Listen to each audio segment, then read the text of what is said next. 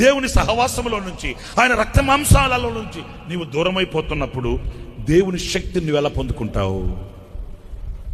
సహవాసంలో నుంచి నువ్వు లేచి వెళుతున్నప్పుడు, బల్లలో నుంచి నువ్వు లేచి వెళుతున్నప్పుడు, ఆయన రక్త మాంసాలకి నువ్వు విలువివ్వనప్పుడు, ఆయన రక్త మాంసముల యొక్క ఆ విలువ నీకు తెలియనప్పుడు, ఆయన శిలువ మరణము యొక్క ఆవేదన నీకు తెలియనప్పుడు, ఆయన నీ కొరకై ప్రాణం పెట్టిన ఆ త్యాగమేంటో నీకు తెలియనప్పుడు దేవుని శక్తిని నువ్వు ఎలా పొందుకుంటావు?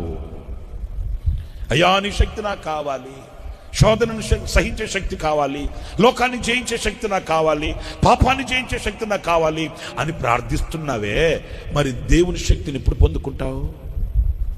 ఇంకెంతకాలం దాటి వెళ్తావు? ఇంకెంతకాలం నువ్వు కాలయాపన చేస్తావు? ఇంకెంతకాలం రక్తాన్ని కాళ్ళతో తొక్కుకొని దాటి వెళ్తావు? అంటే నీకున్న సుఖాలే ఎక్కువ, కానీ యేసయ్య రక్తం నీకు అవసరం లేదా? నీకున్న బలగమే నీకు అవసరం, కానీ దేవుని శక్తి నీకు అవసరం లేదా? దేని చేత బ్రతకాలనుకుంటున్నావు? దేని చేత జీవించాలనుకుంటున్నావు? దేని చేత జయించాలనుకుంటున్నావు? ఇవన్నీ నువ్వు విమర్శ చేసుకునవలసిన విషయం ఇది.